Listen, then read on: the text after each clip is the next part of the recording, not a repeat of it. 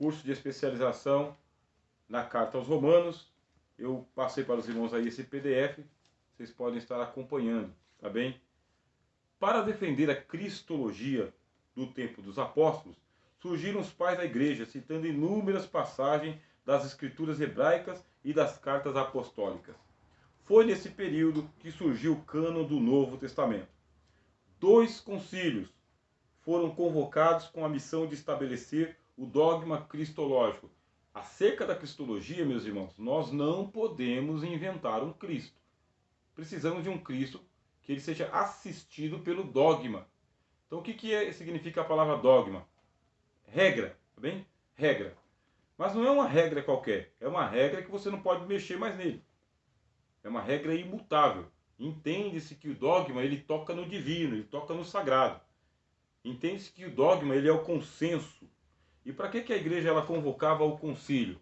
Porque no concílio vão aparecer lá os bispos, vão aparecer os teólogos, vai aparecer a comunidade cristã e também a presença do Espírito Santo. Esse que é o entendimento do concílio. O Espírito Santo vai presidir o concílio. Qual que é o tema do concílio de Nicéia, que eu coloquei para vocês aí? 325. O tema do concílio de Nicéia é estabelecer a doutrina da Santíssima Trindade.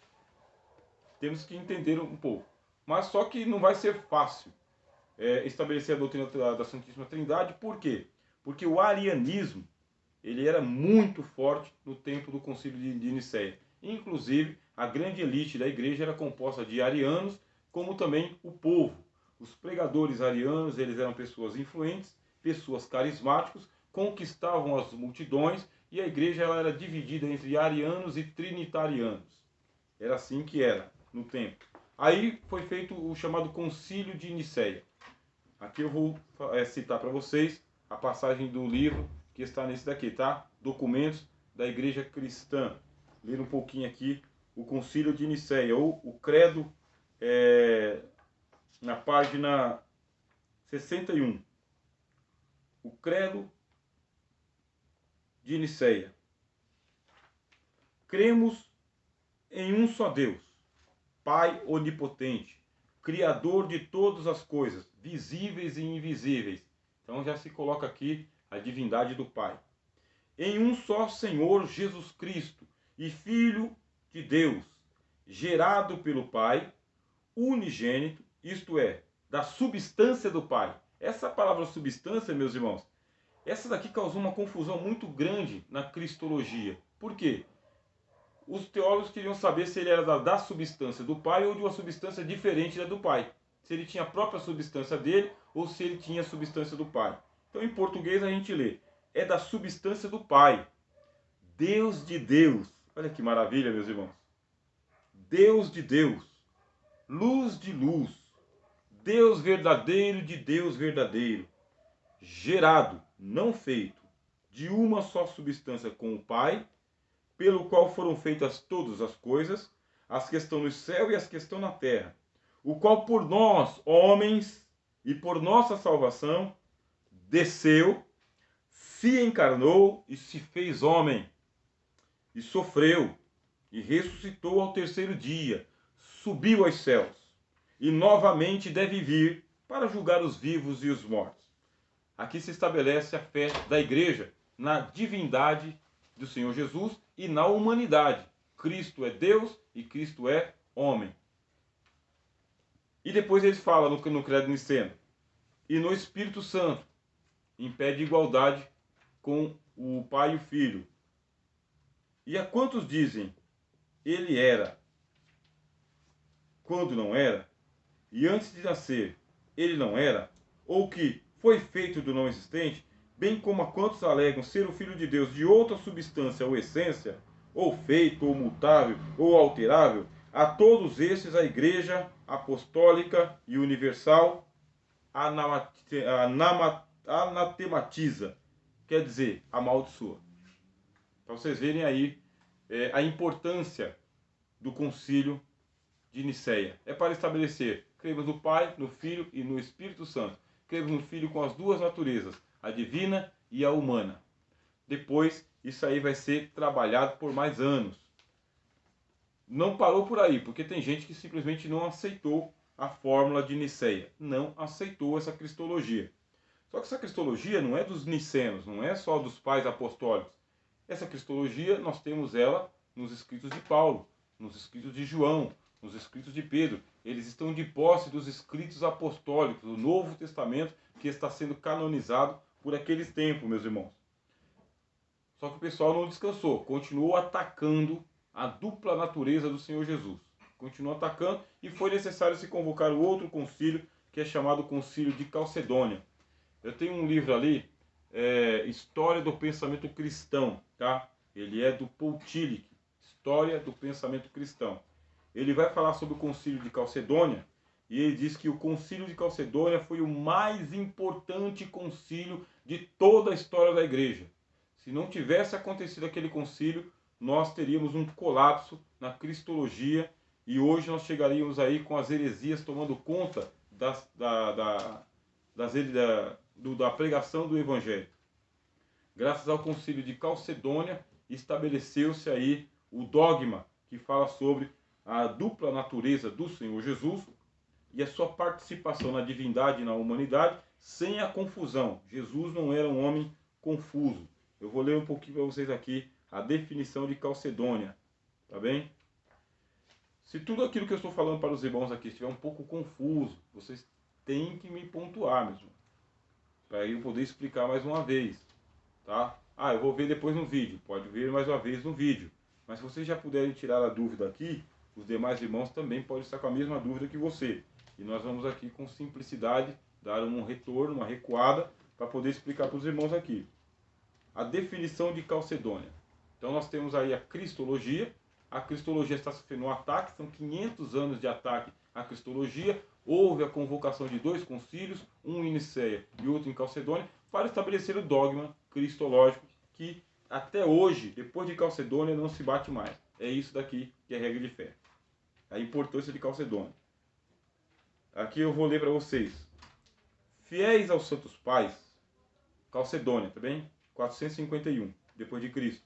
Todos nós, perfeitamente unânimes, ensinamos que se deve confessar um só e mesmo Filho, nosso Senhor Jesus Cristo, perfeito quanto à divindade e perfeito quanto à humanidade. Que linguagem, meus irmãos! Que linguagem nós temos aqui. Perfeito quanto à divindade, perfeito quanto à humanidade. Verdadeiramente Deus e verdadeiramente homem. Quando você vai para a igreja, que você abre as escrituras diante da igreja, que você lê, o Verbo se fez carne e habitou entre nós, e vimos a sua glória como a glória do unigênito de Deus. Nós devemos a preservação deste Evangelho Santo a essas pessoas que se uniram e disseram: esse é o dogma. Verdadeiramente Deus. Você pode chegar e afirmar diante da igreja: Jesus é verdadeiramente Deus e verdadeiramente homem, constando de alma racional e de corpo. Jesus tem uma alma humana e um corpo humano, consubstancial ao Pai, segundo a divindade. Quer dizer, então, que ele participa da substância do Pai. E consubstancial a nós, segundo a humanidade. Jesus é plenamente humano. Plenamente divino, plenamente humano. Em todas as coisas semelhantes a nós, excetuando o pecado. Plenamente humano, mas não tem o pecado. Porque o pecado nós herdamos por Adão. Cristo não peca, não herda o pecado de Adão. Ele é o Filho de Deus. É o Filho do homem por nossa causa. Traz a natureza humana, mas ele vem por Maria. E vindo por Maria, junto com o Pai, ele consegue. Não estou querendo esvaziar o mistério, tá, irmãos? Ele consegue. Ele traz a substância do Pai, vem por Maria e ele corta o germe do pecado de Adão. A sua natureza humana ele trouxe do céu. Alguns irmãos podem ficar um pouco confusos quanto a isso aí. Aí eu recomendo que os irmãos estudem a nossa playlist de Cristologia que a gente mantém aqui no canal Conhecimento de Fronteira.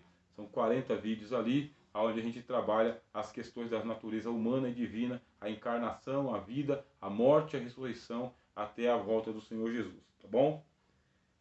Então aqui eu estou citando para vocês o Concílio de Calcedônia.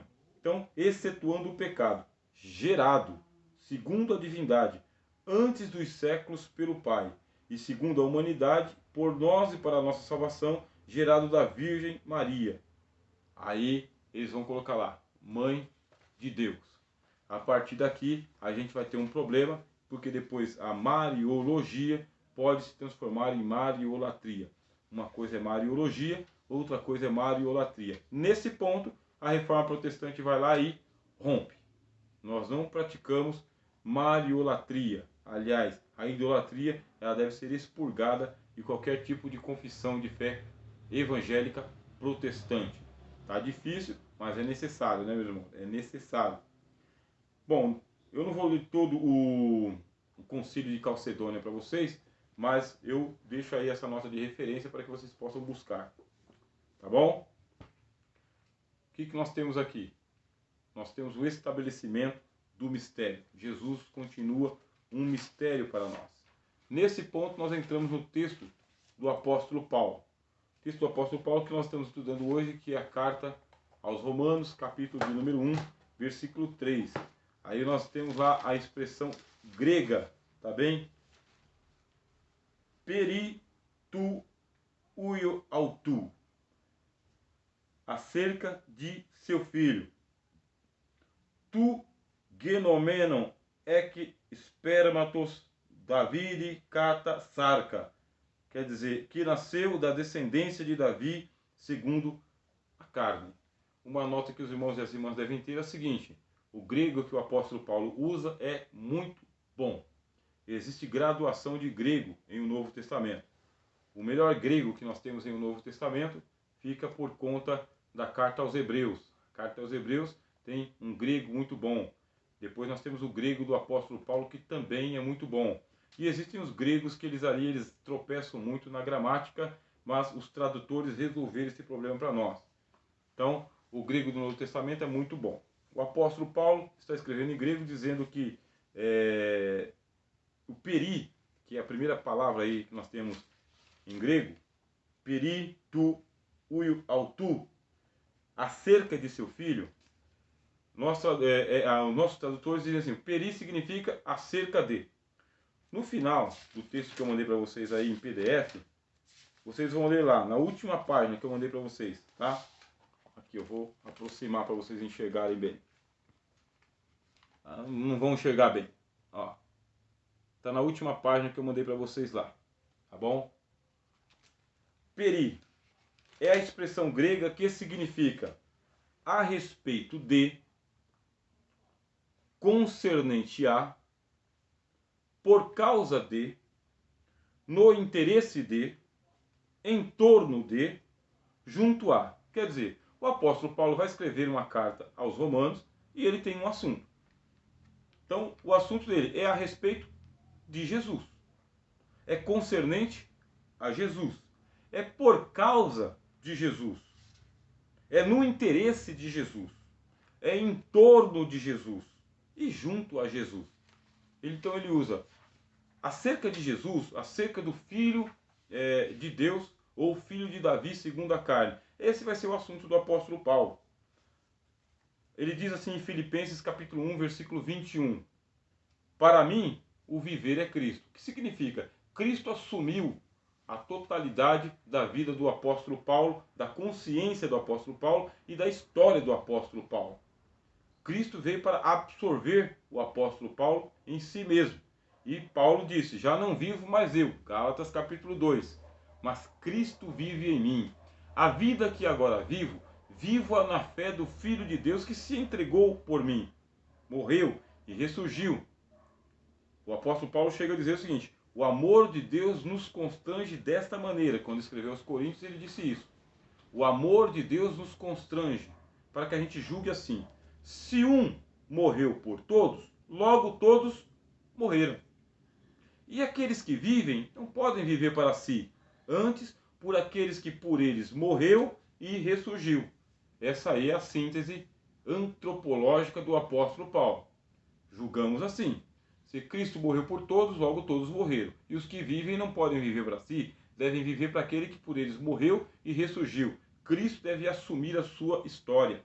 Cristo deve assumir o destino, Cristo deve assumir o caminho, a sua consciência, a sua psicologia, as suas emoções, os seus interesses. É isso aí que nós vamos falar um pouquinho hoje, de como que o Senhor Jesus absorveu o apostolado de Paulo. Paulo assumiu o evangelho de Cristo com a radicalidade própria de um apóstolo cristão. A partir do momento em que ele tem a consciência que ele foi alcançado por Jesus para ser apóstolo, ele diz: perdi tudo e considero perda todas as coisas. Carta aos Filipenses. O que para mim era ganho, eu considero perda. Perda de todas as coisas, pela excelência do conhecimento de Jesus Cristo que me alcançou com o evangelho. Então Jesus tornou-se o pensamento diuturno de Paulo.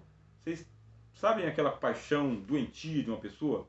Que ela é tomada de passionalidade, que ela não consegue comer sem pensar na pessoa amada, dormir sem sonhar com a pessoa amada, acordar sem pensar na pessoa amada, não consegue ir a lugar nenhum sem que a pessoa amada seja sua referência. É por ela e para ela e com ela. Então o apóstolo Paulo foi tomado de uma passionalidade em relação a Jesus, que fez com que ele, inclusive, rejeitasse a vida de casamento. Como ele diz, ele e Barnabé haviam renunciado à vida de casamento. Não vão se casar mais, não renunciam a esse negócio para servir a Cristo. Então o apóstolo Paulo ele tem essa radicalidade com ele. Ele diz o seguinte: olha, o solteiro tem que cuidar das coisas do mundo em como há de agradar a esposa, em como há de agradar o esposo. O solteiro não, o casado. O casado tem que cuidar das coisas do mundo para agradar o esposo e agradar a esposa. Mas o solteiro não, ele vai se preocupar em agradar ao Senhor. Então o apóstolo Paulo fala: eu gostaria que todos fossem como eu, sem essa preocupação da carne. Mas cada um tem de Deus a sua própria vocação. Quer dizer, Paulo ele é diuturnamente tomado pela cristologia. Ele pensa Cristo 24 horas. Ele respira Jesus. Ele respira o Evangelho. O Evangelho impressionou a mente do apóstolo Paulo, causando-lhe espantos cristológicos e cristocêntricos. Não era só cristológico, como se cristologia fizesse parte do currículo teológico de Paulo. Não é só isso. Para Paulo, a cristologia ela é cristocêntrica. O evangelho deve ser cristocêntrico. Cristo tem que estar no centro mesmo, como é revelado para nós no livro do Apocalipse. Jesus no centro e as igrejas à sua volta. Então Jesus não é para ser tratado com marginalidade, meus irmãos, como um acidente da história, como um apêndice àquilo que está acontecendo. Jesus é para ocupar o centro. Quando você lê a carta do apóstolo Paulo aos Efésios mesmo, ele diz que foi do agrado do Pai que todas as coisas fossem congregadas aos pés de Cristo. Então nós chegamos na plenitude dos tempos e Deus quer congregar todas as coisas em Cristo, tanto as que estão nos céus, quanto as que estão na terra, quanto as que estão embaixo da terra. Quando é que se cumpre esse desejo do Pai? Em Apocalipse capítulo 5. Se você ler Apocalipse capítulo 5, quando o Cordeiro aparece, que ele pega o livro da mão de Deus, todo mundo se curva para Jesus. Quer dizer que essa palavra de Paulo, que está em forma de epístola na carta aos Efésios, no Apocalipse está em forma de visão. Todo mundo ajoelhado aos pés do Senhor Jesus. A ele seja dada a glória para todo sempre. Amém. Então, da onde que vem a cristo-excentricidade de Paulo? Da onde que vem essa excentricidade? Da onde que vem esse negócio de colocar Jesus no meio da pregação das escrituras hebraicas? Tá bem?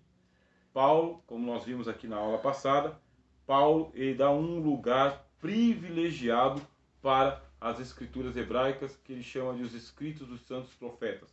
Como nós vimos, os hebreus eles têm a Bíblia hebraica dividida em 3 partes, e as 3 partes sendo que tem os escritos dos salmos, dos profetas e da lei. Então o apóstolo Paulo tem a Bíblia toda na cabeça. A Bíblia toda está presente no espírito do apóstolo Paulo. A Bíblia hebraica. Mas aí eu coloquei uma nota para os irmãos lerem aí, que na hora que eu estava escrevendo, eu até pensei, será que os irmãos vão entender bem o que eu escrevi aqui? Eu escrevi assim: mas os santos escritos são insuficientes para revelar Cristo, pois carece do Evangelho e do Espírito Santo. Então o autor aos Hebreus fala o seguinte: sabe a galeria dos heróis da fé?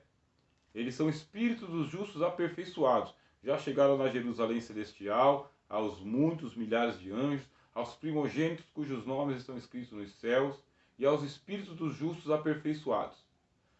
O que são os espíritos dos justos aperfeiçoados? É o Antigo Testamento. Então o Antigo Testamento já acabou, meu irmão. O Antigo Testamento está pronto. O Antigo Testamento teve o seu cumprimento. Palavra do Senhor Jesus. A lei e os profetas vieram até João. Ponto. Isso aí é o Evangelho. É o Senhor Jesus em sua teologia pura dizendo: a lei e os profetas vieram até João. Aí, desde os dias de João até agora, faz-se violência ao reino dos céus e pela força apoderam-se dele. Então o Antigo Testamento está completo. Fechou. Tá bem? Fechou. Malaquias, fechou. Está selado as profecias. Selado. O que começa agora? O Evangelho. Um Novo Testamento. O Filho veio. Agora o Filho veio para fazer a mudança da dispensação. Deus vai tratar com os homens diretamente. Autor aos Hebreus. Havendo Deus antigamente falado aos pais pelos profetas, a nós, nestes últimos dias, falou-nos pelo Filho, o qual é o resplendor da sua glória. Deus pessoalmente está falando conosco. Ponto. É um Novo Testamento. É uma nova dispensação, uma nova economia. A salvação chegou. O dono da casa chegou. Com o dono da casa chegando, mexeu com todo aquele conhecimento de Antigo Testamento que o apóstolo Paulo tinha. E que os fariseus tinham. E que os doutores da lei tinham também. Se só a lei fosse suficiente para revelar Jesus Cristo, sem o Evangelho e sem a descida do Espírito Santo, o povo judeu teria se convertido facilmente, e inclusive os doutores também teriam se convertido. Só que aí o apóstolo Paulo ele fala para nós, quando ele está escrevendo aos Coríntios, na segunda carta aos Coríntios, Paulo diz assim: até hoje, quando se lê o Velho Testamento, os livros de Moisés, até hoje está posto o véu sobre os seus corações. Até hoje. Quando é que eu consigo entender as Escrituras? Aí Paulo diz: quando se convertem a Cristo, o véu é tirado. O Novo Testamento se abre. Então o Novo Testamento abre o Velho Testamento. E quando ele abre o Velho Testamento, aí a gente enxerga Jesus lá em Moisés, em Abraão, em Jonas, em Oséias, Isaías, Jeremias, Ezequiel, Daniel. Aí nós vemos Jesus nos Salmos, no livro de Jó, no livro de Cantares. Então o cristão enxerga Cristo no Velho Testamento, porque se converteu a Jesus. Não é o caso dos judeus, amados irmãos. Como eles não tinham aceitado o Evangelho, também não podiam receber o Espírito Santo. Sem o Espírito Santo, o Velho Testamento é um livro selado, fechado. Não dá para encontrar Jesus lá. Agora você veja o desespero do apóstolo Paulo como fariseu, doutor em Bíblia hebraica. Ele não via o Messias ali naquele lugar, no Velho Testamento. Não via. Jesus o alcançou, o converteu. E agora ele tem que fazer uma revisão de toda a teologia de Velho Testamento que ele tinha. Toda a teologia. O Evangelho agora tem uma hermenêutica para interpretar o Antigo Testamento. Uma hermenêutica cristã. Uma hermenêutica evangélica. Cristológica e cristocêntrica. Amém, irmãos? Então vocês leem aqui, a gente vai ler junto, tá bem? O texto de 1 de Pedro, capítulo 1, versículo 10 até o versículo 12. Se os irmãos estiverem com as suas Bíblias próximo de vocês, vocês vão poder acompanhar com a gente, tá? Já já vou fazer uma pausa para os irmãos fazerem suas perguntas, colocações e, enfim, seus comentários. Quando os profetas escreveram, não sabiam exatamente do que se tratavam as suas profecias. É Pedro, o apóstolo, que fala isso para nós. 1 de Pedro, capítulo 1, versículo 10 até o versículo 12. Da qual salvação inquiriram e trataram diligentemente, diligentemente. O profeta recebia a palavra de Deus, aí depois ele ficava indagando a Deus com diligência, meus irmãos. Com diligência. Vamos lá. Da qual salvação inquiriram e trataram diligentemente os profetas que profetizaram da graça que vos foi dada. indagando em que tempo, em que ocasião de tempo, o Espírito de Cristo, deixa eu colocar aqui um cabinho, senão a gente fica sem celular. Indagando que tempo, ocasião de tempo, o Espírito de Cristo que estava neles. Olha só, o mesmo Espírito Santo que estava em Jesus, o mesmo, é o mesmo que está em nós. Isso é a unidade da fé. E é o mesmo Espírito Santo que estava nos profetas, inclusive em Sansão, Jefté, Gideão, Abraão, Enoque, Noé, José, Moisés. O mesmo Espírito Santo, meus irmãos. Diferença. A gente explicou um pouquinho para os irmãos. Antigo Testamento, Cristo não tinha vindo ainda, ministério do Espírito Santo, restrito às manifestações de virtudes. Novo Testamento é o selo da nossa salvação, a terceira pessoa da Trindade, revelada para nós, para aplicar os méritos de Cristo. Então, se houvesse algum substituto do Filho de Deus, deveria ser sempre o Espírito Santo e não um Papa, ou um bispo, ou um pastor, ou um pai apóstolo por aí fora.